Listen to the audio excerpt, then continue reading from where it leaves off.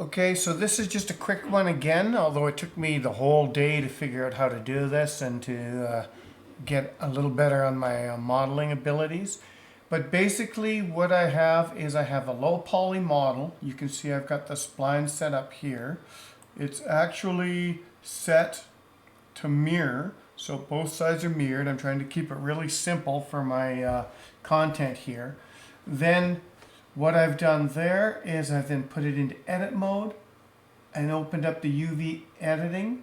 And then from the UV editing menu, under UV, you come down with the item selected, and you can do that by pressing A to select all the polygons on the model.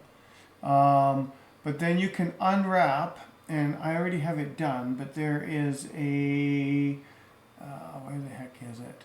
You don't have to go through the whole marking schemes and stuff. But there's usually right here, because I've already done it, you don't see it, but there's a smart poly unwrap option. And then once you do that, you'll now have this in your editor. Now it'll be just kind of gray because that's the color of the mesh over here. However, what you have to do is you then assign a material to it. And it's just a simple basic color material where you then pick the color, where I picked the skin color, because it just saves a lot of the work if the skin color's down.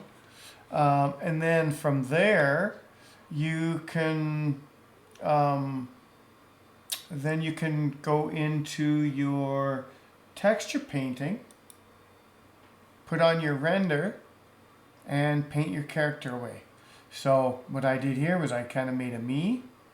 If you zoom in, I've given bald head, faintly painted ears on, and goatee, some eyes, whatever. The eyes are probably a little cross-eyed there, but bear with me. This is just to begin with. Then I painted on blue jeans, painted on my Superman shield with the H in it, and I painted some brown boots and a black belt with a belt buckle. Kept it pretty simple. A little bit of paint just on the fingers to differentiate them, rather than go in and mold them with. You can go into the sculpting tools and you can actually mold like clay and just kind of put some grooves in. But rather than do that, I didn't want to have to subdivide, so I kept it pretty simple. Because what my plan is to be able to just repaint these meshes in Photoshop or Krita for different models, and then just reattach them as new texture files. So anyway, once that's done, I've gone into Bakin and I've imported it. Now you can do this in any game engine, but I imported it, and now I have. Oh, actually, I went into mixamo first. Mixamo, and I grabbed, uploaded my model, assigned some animations. He's actually moving pretty quick here, though. I don't know the speed he's moving across the terrain. Oh, I know what I did. Maybe when I went into mixamo.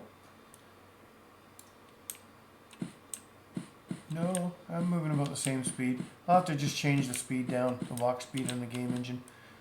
And then, oh, X is jump. Although it's not using the jump animation. I might have to call it something else. I called it jump. Might have to call it something else for the jump. And then I've got, as you can see, I just got an idle animation there. And then zoom in.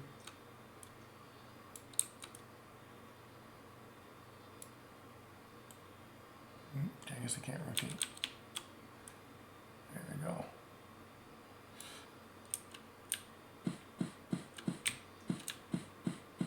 Anyways, so that's it. I just wanted to show you that. It's a quick one. Got my own model in. Rather than using other people's content, then it's 100% mine, and I don't have to worry about it, and it's going to fit the style. The reason that I'm going with a more simple style is simply that I can do a lot more with the models, and I can create a lot more diversity.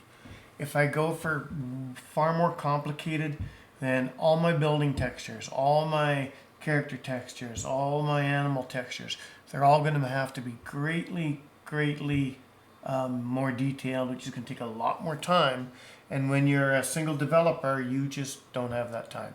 So anyway, that's the quick one for today. And what I'll probably do is after work tomorrow, I will probably do the female-based model, and I'll make a Dawn model, and we'll go from there. And I'll film that one just so you can see how the process is done.